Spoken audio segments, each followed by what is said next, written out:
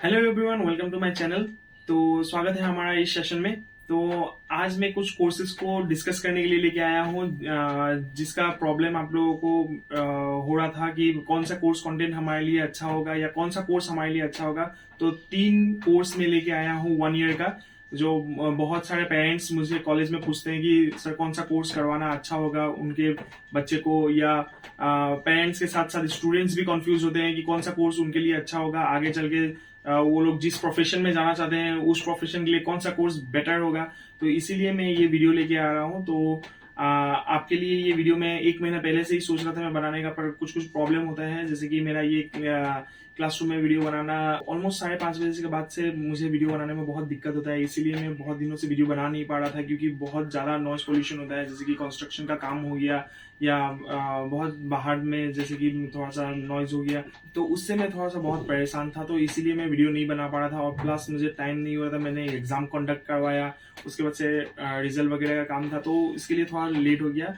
तो इसके लिए माफी चाहता हूँ। तो मैंने पहले से आपको बोला है, मैंने ऑलमोस्ट बेसिक लेवल का जितना भी कोर्स कंटेंट्स है या बेसिक जितना भी मुझे सिखाना था आपको मैंने सिखा के मैंने अपलोड कर चुका हूँ। तो आपको वो वीडियो देखना है। अगर उसमें आपको पर्टिकुलरली कुछ समझ ना आए तो आप मुझे कमेंट कीजिए, या आप मुझे कांटेक्ट करके आप बात कर सकते हैं। तो मैं इंस्टेंटली उसी चीज़ के ऊपर मैं वीडियो बनाऊंगा, क्योंकि मुझे टाइम बहुत कम रहता है, इसीलिए मैं पर्टिकुलरली एक वीडियो बना पाता हूँ। तो इसीलिए आज मैं ये कंटेंट के ऊपर मैं वीडियो बना रहा हूँ। जैसे कि मुझे बहुत सारे मैसेजेस आए हैं कि सर कौन सा कोर्स कंटेंट हमारे लिए अच्छा है। तो यहाँ पे मुझे असामीज में, जो मैंने ऑलमोस्ट मेरा सब्सक्राइबर्स असामीज में देखते हैं, तो इसलिए मेरा वीडियो असामीज में भी है मेरे चैनल पे। तो उसमें मेरा मैसेज आया है कि कौन सा कोर्स कंटेंट बेटर होगा और कौन कौन सा कोर्स कंटेंट अच्छा होगा। तो असामीज में मैसेज है, हिंदी में भी है। सर मैं आगे वेब डेवलपिंग का कोर्स करना चाहता हूँ, तो कौन सा कोर्स अच्छा होगा। तो उसके लिए मैं बता देना चाहता हूँ कि वेब डेवलपिंग हो या कुछ भी हो, उसके लिए फिलहाल आपको करना क्या है कि आप कुछ भी कोर्स कर रहे हैं तो उसके बारे में आपको एकदम अच्छे से रिसर्च कर लेना है, कोर्स कंटेंट देख लेना है। देखिए मेजोरिटी ऑफ द टाइम क्या होता है कि आप सेंटर पे जाते हो, कोई भी कंप्यूटर सेंटर पे, और आप वहां से कोर्स एक डिस्कस करते हो, वो लोग जो प्रोवाइड करते हैं आप ले लेते हो।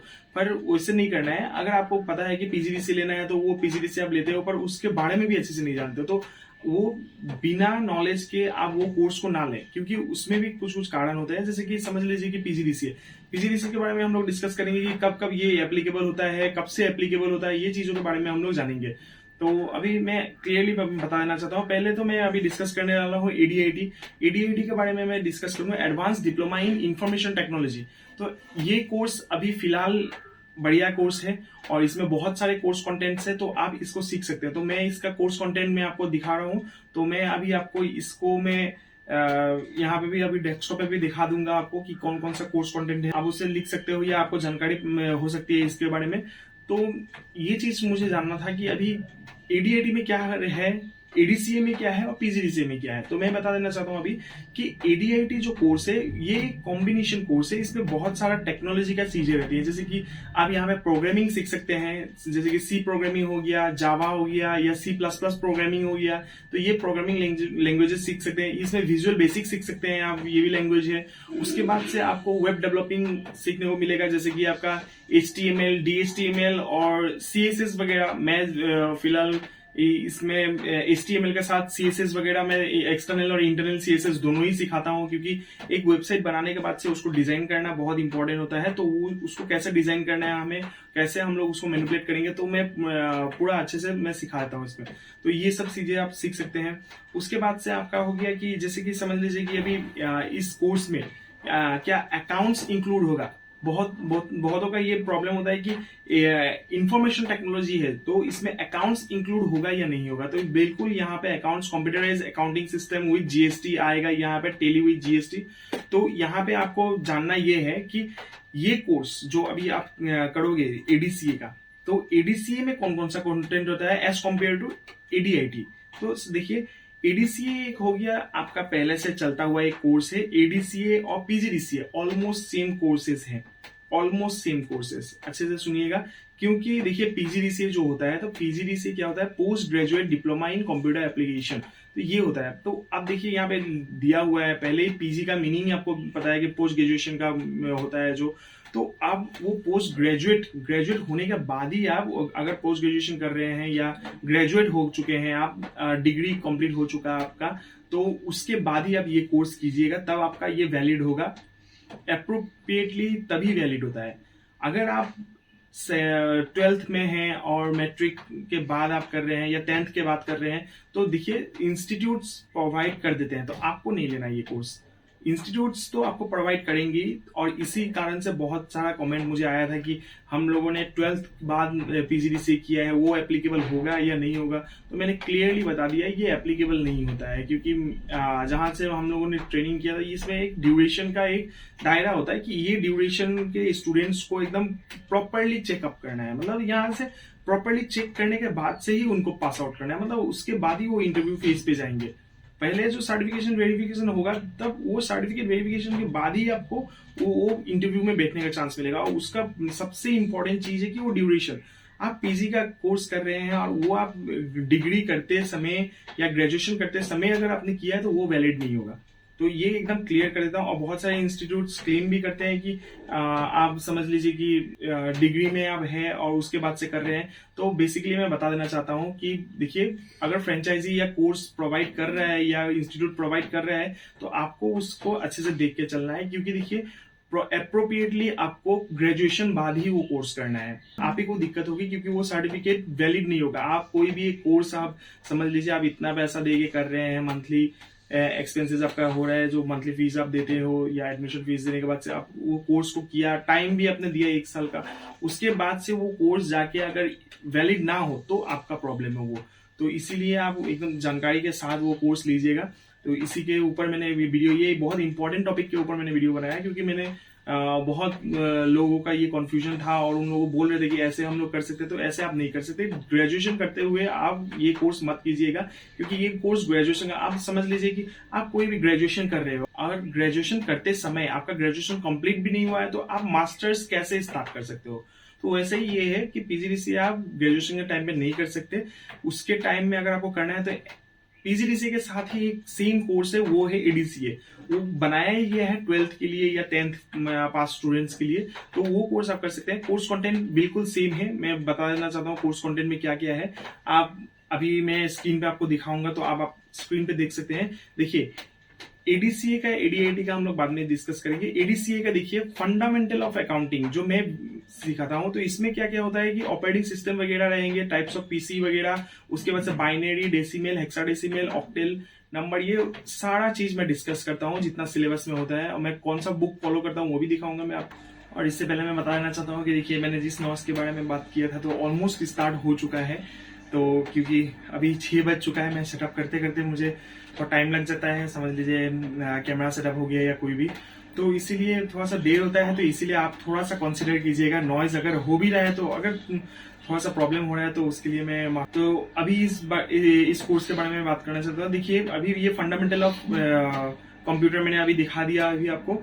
उसके बाद से फंडामेंटल ऑफ कंप्यूटर में बहुत सारे चीज होंगे, जैसे कि जनरेशन ऑफ कंप्यूटर, उसके बाद से इवोल्यूशन ऑफ कंप्यूटर, उसके बाद और भी कुछ चीजें हैं, जैसे कि यहाँ पे concept of input and output device, types of input and output device, उसके बाद से आपका हो गया जनरेशन, उसके बाद से नेटवर्किंग, और बहुत सारी चीजें हैं यहाँ पे जो फंडामेंटल ऑफ कंप्यूटर में आपको देखने को मिलते हैं। और उसके ऊपर से मैं वीसीडी कोड भी कराता हूँ, जैसे कि मैथमेटिक्स होता है, तो इसके ऊपर आप कर सकते हैं। जैसे कि मैं वीसीडी कोड के ऊपर कैसे कराता हूँ, वो मैथ्स, अगर आपको चाहिए मैथ्स, कि अगर आपको मैथ्स जानना है इसके बारे में कि एक कंप्यूटर बाइनरी कैसे कन्वर्ट करता है, या वो डेसिमल में जैसे कि कंप्यूटर एक ही लैंग्वेज समझता है, बाइनरी लैंग्वेज, तो ये सब कोर्सेस में इंक्लूड होना चाहिए। अगर आप कहीं सीख रहे हो तो ये सब सीखना जरूरी है, तो तभी आपको पता चलता है कि कंप्यूटर कैसे कैसे कैलकुलेट करना। पर स्टूडेंट्स उतने ध्यान नहीं देते हैं, इसीलिए आप उससे आप दूर रह जाते हो। पर आपको जानना वो बहुत जरूरी है कि कैसे वो चीज को मैनिपुलेट करना है। तो अगर आपको मैथ्स चाहिए, अगर आपको मुझे मैथ्स सिखाना है, तो आप मुझे कमेंट कीजिएगा, मैं डेफिनेटली उसके ऊपर मैं वीडियो बनाऊंगा।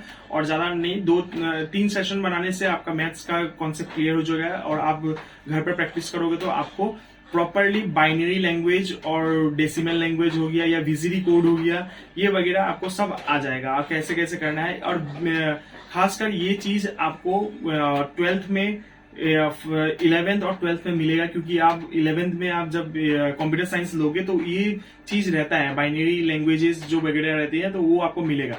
तो इसीलिए अगर आपको चाहिए तो आप मुझे बताइएगा, कमेंट कीजिएगा, तो मैं उसके ऊपर बनाऊंगा। उसके ऊपर से आगे MS ऑफिस, विंडोज 7, 8, उसके बाद से 10, 11 अभी आ चुका है, 8.1 भी है, तो वहां एक ही हो जाता है 8 एंड 8.1।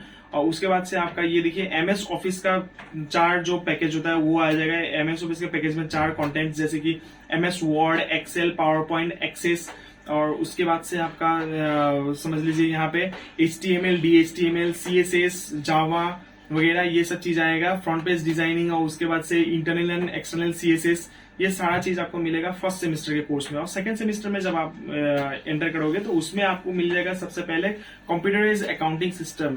वो जो आप कंप्यूटराइज्ड अकाउंटिंग सिस्टम जो मैं सिखाऊंगा वो थ्रू टेली का सिखाऊंगा। टेली ERP9 और प्राइम दोनों सिखाता हूँ। तो आप देख सकते हैं यहाँ पे कंप्यूटराइज्ड अकाउंटिंग का पूरा कॉन्सेप्ट नहीं भी होने से उसको अच्छा खासा आप सीख सकते हैं। डेटा एंट्री कोर्स सीख सकते हैं, एक्सेल और एक्सेस के माध्यम से आपको मैं सिखाऊंगा। उसके बाद से आपको इसमें सीखने को मिलेगा DTP। यहाँ पे DTP का पार्ट में जैसे कि मिल जाएगा आपको Photoshop, page maker, coral draw. उसके बाद से आपका रीजनल टाइपिंग जैसे कि आसामीज टाइपिंग, हिंदी टाइपिंग और या इंग्लिश टाइपिंग, तो वो तो आपको आता ही है। तो आसामीज और हिंदी टाइपिंग में सिखाऊंगा, ऑलरेडी मैंने सिखाया हुआ है मेरा इस वीडियो में।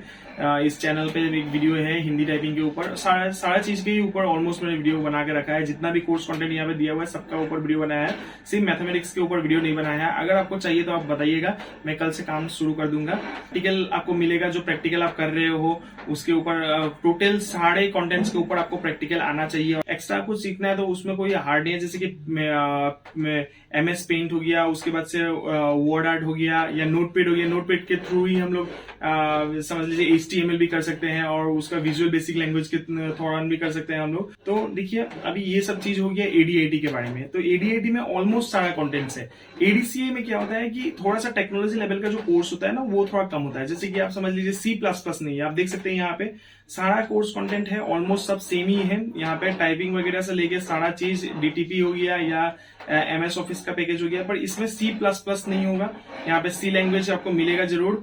उसके बाद से आपको इंटरनल एक्सटर्नल CSS आपको मिलेगा यहाँ पे, और उसके बाद से यहाँ पे आपको जावा स्क्रिप्ट देखने को नहीं मिलेगा। उसके बाद से आपको फ्रंट पेज डिजाइनिंग तो मिलना ही है यहाँ पे।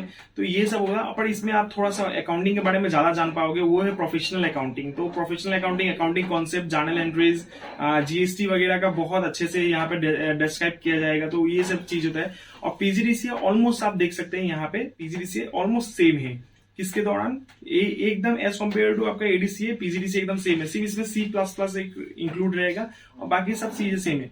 तो मीनिंग यही है कि PGDCA का मतलब होता है आप पोस्ट ग्रेजुएशन के बाद आप करो, तो इसमें 1-2 कोर्स कंटेंट ज्यादा होता है ADCA से, तो वो वही होता है। और अगर आप ग्रेजुएशन आपने कंप्लीट नहीं किया है तो आपके लिए बेटर है कि आप ADCA कोर्स कीजिए। तो यहाँ पे आपको पता चल गया होगा कि कैसे आपको करना है ये कोर्स, कौन सा कोर्स आपके लिए बेटर है, तो इसके बारे में जाइएगा। और एक चीज लास्ट में मैं डिस्कस कर देता हूँ, अगर आपको टेक्निकल लाइन में जाना है, अगर समझ लीजिए कि वेब डेवलपिंग में जाना है या आपको प्रोग्रामिंग लैंग्वेजेस में जाना है, कोडिंग में जाना है, तो आपके लिए बेटर होगा वो ADIT जो advance diploma in information technology जो कोर्स है वो आपके लिए बेटर होगा।